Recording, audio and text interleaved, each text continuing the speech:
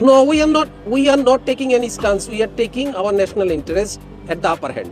আপনারা এটাকে কোনোভাবেই এটাকে আপনারা অন্য কোনো কিছুর সাথে তুলনা করতে পারবেন না, কারণ this is not a stance, this is not a কোনো ধরনের আমি এমন কিছু বলতে চাচ্ছি না যে আমি একটা ন্যাশনাল হিরো হয়ে গেলাম, এই করলাম সেই করলাম। আসলে this is not like this.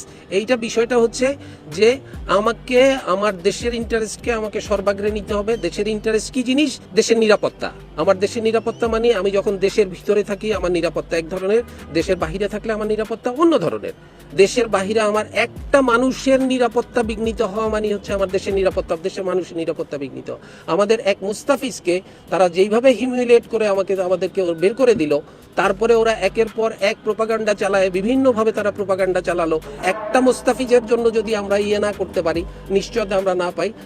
আপনারা চিন্তা করতে পারেন যে আমাদের এই এত খেলোয়াড়রা সবাই যাওয়ার পরে কারো একজনের গায়ে যদি কোনো একটা পড়ে, তখন আপনারাই তো আমরা মানে একসাথে পড়বেন যে দেশ কি করলো, ক্রিকেট বোর্ড কি করলো, এত নিরাপত্তা চিন্তা ভাবনা না করে ওদেরকে কেন পাঠায় দিল।